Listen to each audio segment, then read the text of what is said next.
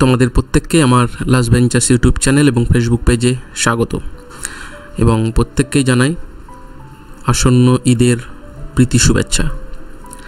আজকে আমরা প্রিভিয়াস কিছু ওয়েস্ট বেঙ্গল পুলিশ এবং কলকাতা পুলিশের রিজনিংয়ের প্রশ্নপত্র সলভ করব।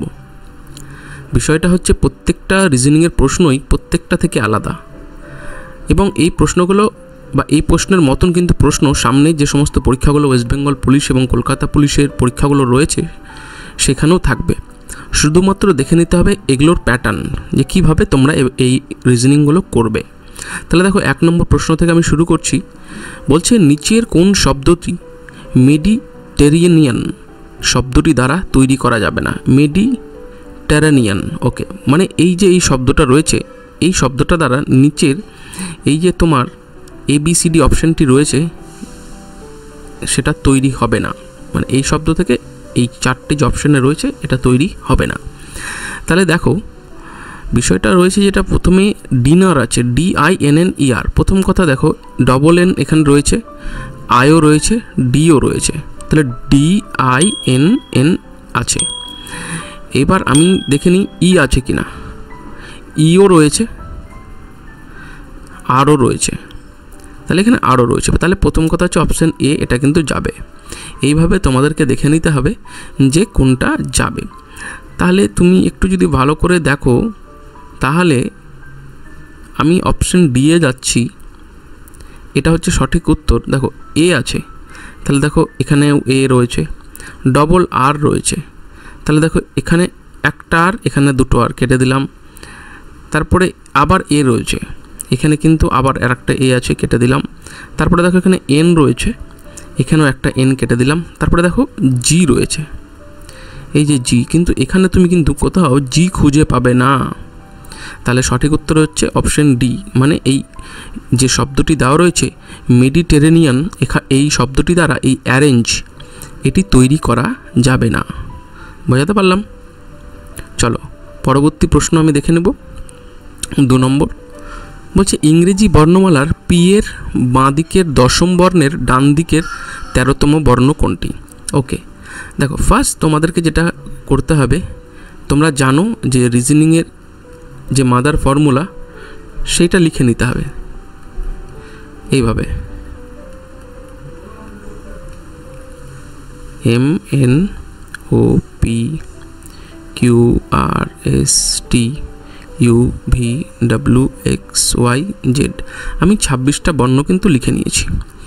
এবার দেখো ইংরেজি বর্ণমালার পি এর বাঁ দিক, তাহলে দেখো এটা হচ্ছে পি এর বাঁ দিক মানে হচ্ছে লেফট হ্যান্ড সাইড, মানে LHS যেটা, সেটা এই দিকেই হয়। তাহলে পি এর বাঁ দিকে 10ম বর্ণ, তাহলে পি এর বাঁ দিকে 10ম বর্ণ দেখো 1 2 3 4 5 6 7 8 9 10, তাহলে 10ম বর্ণ হচ্ছে F। 10ম বর্ণের ডান দিকের 13তম বর্ণ, ডান দিক মানে এই F এর ডান দিক মানে হচ্ছে এটা রাইট হ্যান্ড সাইড, এই দিকে 13তম বর্ণ তোমাকে গুনতে হবে। তাহলে গুনে নিই 1 2 3 4 5 6 7 8 9 10 11 12 13, তাহলে এসটা হচ্ছে কি 13তম বর্ণ। তাহলে তোমাদের এখানে সঠিক অ্যান্সার কি হয়ে যাবে? তোমাদের এখানে সঠিক অ্যান্সার হবে 2 এর বি, এস। এইভাবে করে নেবে, খাতাতে তাড়াতাড়ি লিখলেই হলো। চলো দেখে নেব 3 নম্বর প্রশ্ন কি রয়েছে। 3 নম্বর রিজনিংয়ে রয়েছে ACNEর সংকেত 372911, তাহলে BOYL এর সংকেত কি হবে? তাহলে তোমরা চটজলদি কিন্তু এইভাবে লিখে নেবে ACNE, এর নিচে লিখবে 3729 আর 11। দেখো এগুলো করার সময় কখনো কেউ কিন্তু অপশান টেস্ট করবে না। এ এর কোড কত আমরা জানি, এ এর কোড 1, সি এর কোড কত আমরা জানি 3, ঠিক আছে, আর এন এর কোড কত 14, ই এর কোড কত 5, তোমরা এগুলো জানো। তাহলে তুমি একটু যদি ভালো করে লক্ষ্য করো 1 3 হচ্ছে কি করে ইন্টু 2 + 1, মানে হচ্ছে 2 1 2 আর 1 3 হচ্ছে। এই সিটা 7 কি করে হচ্ছে? এটা হচ্ছে এই যে সি এর মান একে 2 দিয়ে গুণ করছে, 6 + 1 তাহলে হচ্ছে 7। এনটা 29 কি করে হলো? এনটা 29 হলো 14 × 2 করছে +1 মানে হচ্ছে 29, মানে এই যে ACNE এগুলোর যে অরিজিনাল ভ্যালু রয়েছে, যে মান রয়েছে, তাকে 2 দিয়ে গুণ করে +1 করে দিলেই কিন্তু অ্যান্সার বেরিয়ে যায়। তাহলে তুমি একটু ভালো করে দেখো, BOYL রয়েছে, BOYL এর B এর মান কত? B এর মান 2, B এর মান যদি 2 হয়, একে যদি আমি 2 দিয়ে গুণ করি 4 +1 যদি করি তাহলে পাবো 5। তাহলে দেখো প্রথমে প্রত্যেকটিতে কিন্তু 5 রয়েছে। চলো, ভেরি গুড।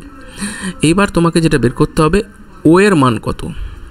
ঠিক আছে, দেখো N এর মান যদি 14 হয়, ঠিক আছে, তাহলে O এর মান কত হবে? 15। তাহলে 15কে যদি আমি 2 দিয়ে গুণ করি, 15 × 2 + 1 কত হচ্ছে? 31। দেখো, তাহলে আমি ইজিলি বুঝতে পারলাম অপশান এ আর অপশান ডি কিন্তু আমাদের এখানে উত্তর নয়, কারণ 31 পেয়ে গেছি। দেখো এখানেও 5, এখানেও 31, এখানেও 5, এখানেও 31। তাহলে নেক্সট আর একটা বের করলে আমরা পেয়ে যাব। তো এবার বলো আয়ের কোড কত? আয়ের কোড হচ্ছে 9। ঠিক আছে, আয়ের কোড যদি 9 হয় তাহলে ইজিলি তোমাদেরকে করতে হবে 9 × 2 + 1। তাহলে 9 × 2 = 18, রাখে 19 অ্যান্সার। তাহলে তুমি দেখো এখানে 19 রয়েছে, 5, 31 আর হচ্ছে 19। তাহলে আর আমি দেখতেই যাব না, আমি যখন পেয়ে গেছি ব্যাস। ঠিক আছে, 3 অ্যান্সার হচ্ছে অপশান বি। এইভাবে তোমাদেরকে এগুলো করতে হবে। চলো পরবর্তী প্রশ্ন দেখে নিই। বলছে পটার শব্দটিকে যদি কোনো সাংকেতিক ভাষায় রিপোর্ট লেখা হয় তবে মেনজন কিভাবে লেখা হবে? ভেরি গুড, কিছু করবে না, ফার্স্ট PORTER এইভাবে লিখে নেবে। লিখে নেওয়ার পর দেখো 1 2 3 4 5 6 সিরিয়াল নাম্বার করে দাও এটাকে। এই পটারকে কিভাবে লিখছে কোশ্চেনে? REPORT। তার মানে দেখো এবার বিষয়টা হচ্ছে দুটো আর রয়েছে।